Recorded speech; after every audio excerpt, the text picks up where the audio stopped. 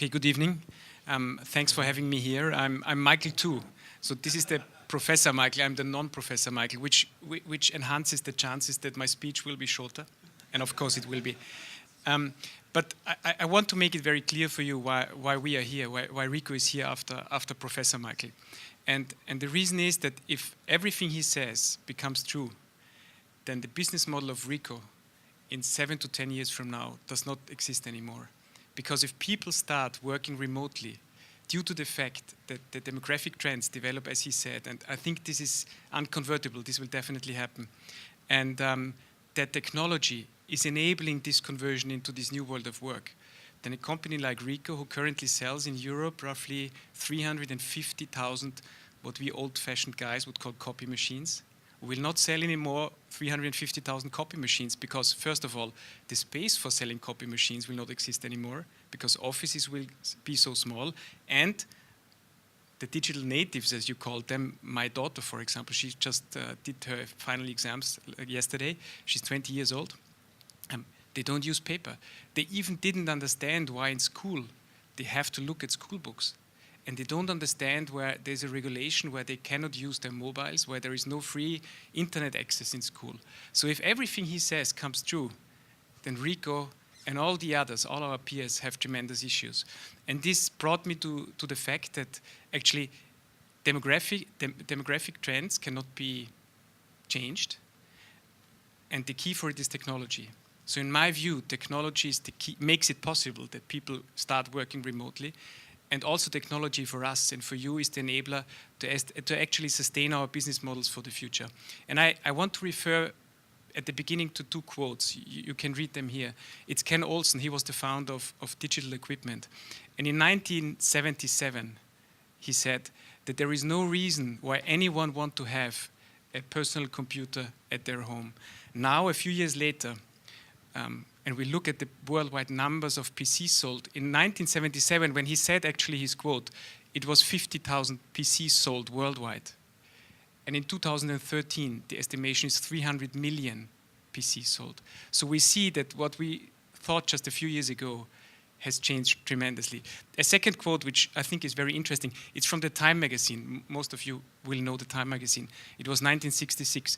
And what they said is that remote shopping, although feasible, so it's already working, will flop. And sorry for the women in this room, because women, they like to get out of the house. They like to handle the merchandise, so they want to touch what they're going to buy. And they want to be able to change their minds before they shop.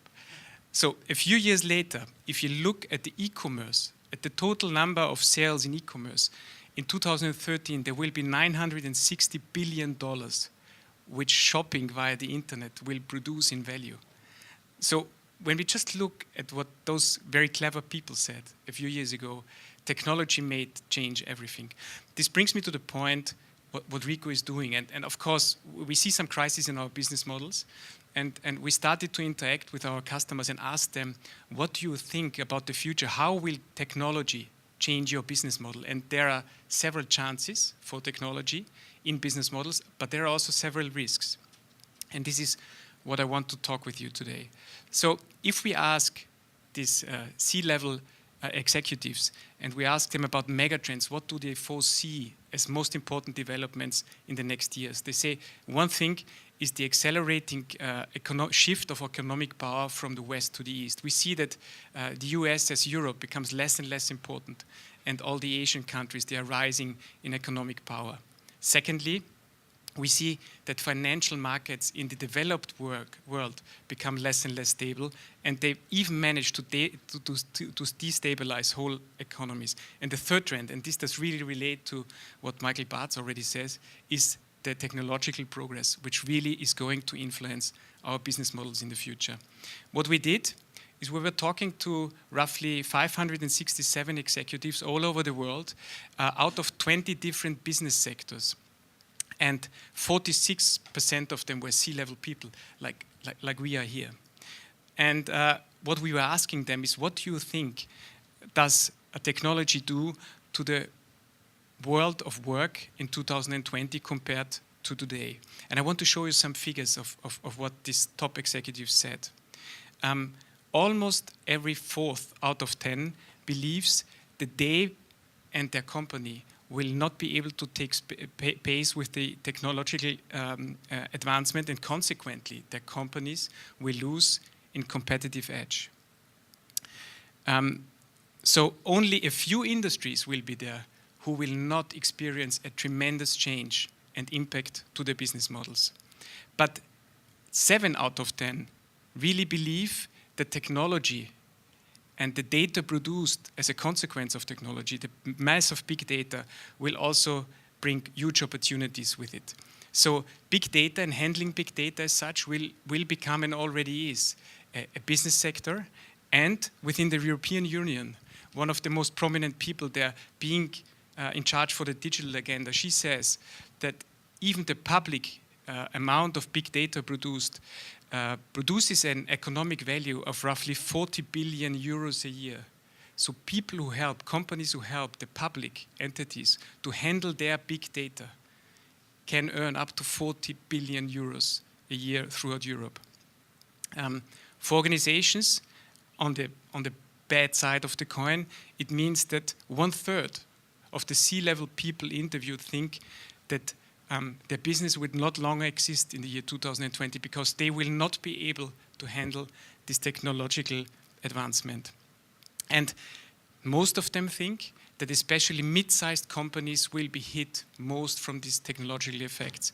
The reason is that the new technologies available will of course favor micro-sized, very slim organized companies, and they will help very large entities to develop even to more efficient companies, but the mid-sized business model will run out of business model. What will of course support this development is the availability of modern collaboration and communication tools, and they will of course improve the cooperation between companies in the modern form and external partners. This is exactly what Michael Bartz described. He said that already 70% of companies are used to outsource some services. And this will of course be supported by collaboration and modern communication tools. And as already mentioned, to work across borders, collaborative and social media tools, Facebook for some companies, but also for others, internal technologies like JAMA will be perfect to support this journey. If we further look into the threats organizations face, is that for very, very centralized organizations throughout countries or throughout regions, technology will force them and support them to be more decentralized. What this means for management, and management in the modern world was also meant to be a very important challenge, is that decision-making will be decentralized because technology is supporting this. And this also means that companies will be enabled to have flatter and more flexible organizational structures. What it also means is that the importance of middle management diminishes. And as a further consequence, it's not so much in the company of the future that we talk about hierarchy or how long is somebody already in a company. It becomes more and more important what his deliverables are within projects or certain processes. So when we then drill down one further, we first talked about economy, then we talked about organizations, now we talk about jobs. Then, of course, this very modern technology also support the integration of disabled people. And before we started this discussion here, we talked about the Austrian example, and Michael Bartz told me that nearly 25% of the Austrian population have some kind of disability. So if you have people who are not mobile and they are knowledge workers of the future, it's technology enables to integrate those not mobile workers into our economy. And this is, of course, supported by virtual collaboration. On the other hand, technology is a threat for certain industries and for certain functions. So software, for example, will not replace a specialist who is analyzing a problem, but it might replace the people who support him, who are writing reports, who are analyzing certain documents for their content, but not deliver knowledge work as such. And nonetheless, although some jobs might disappear, new jobs will, of course, create it.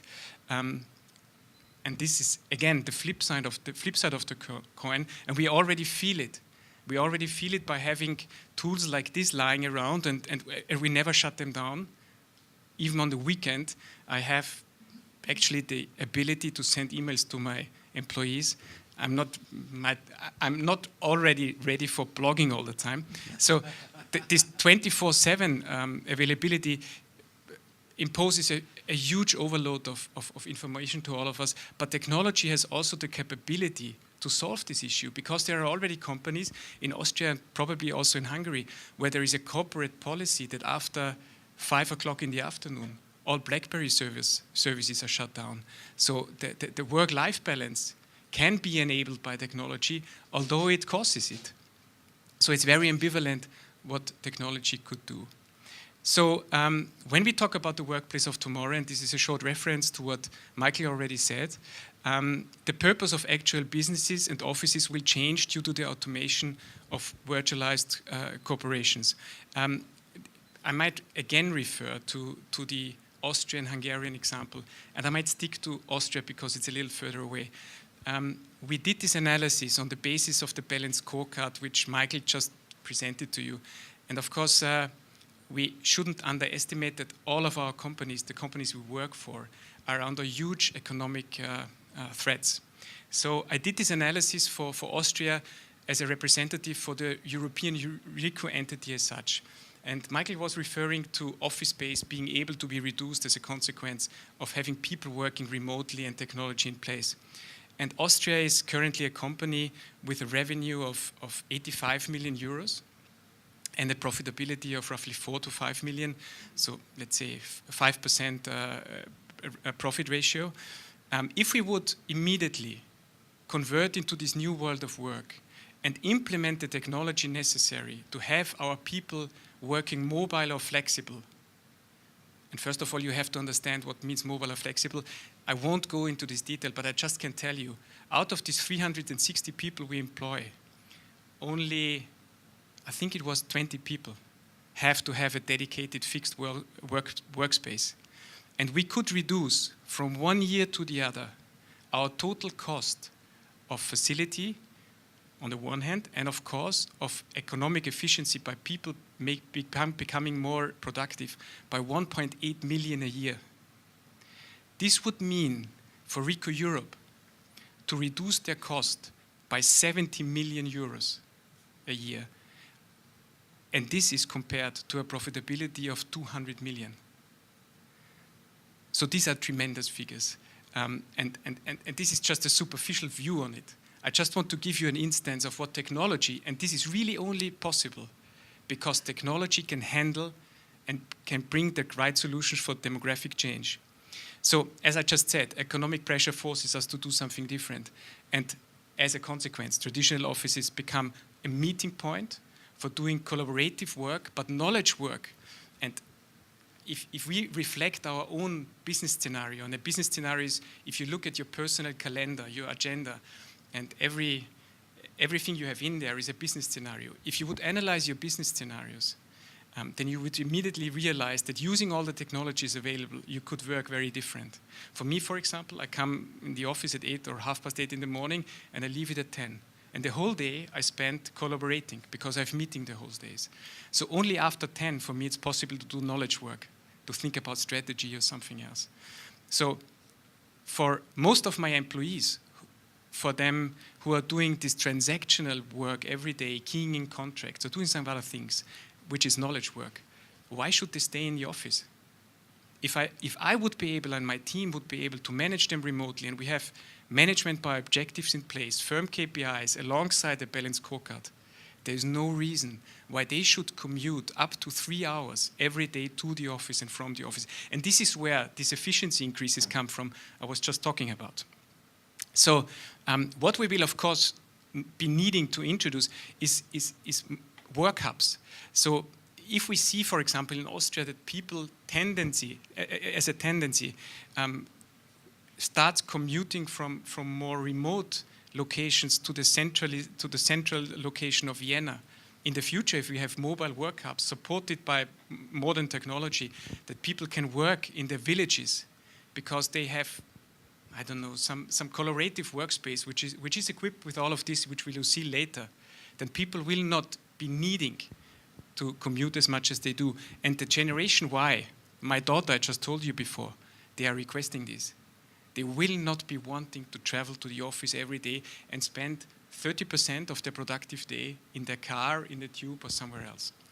So, yeah, to close it down, I think for IT, this is a tremendous opportunity. And what IT has to deliver in the future might be different to what they delivered in the past. It has to be, to just subsummarize it, it has to be more centralized, more cloud-based, and it has to be more platform-oriented with regards to microblogging and cloud-based communication and collaboration tools.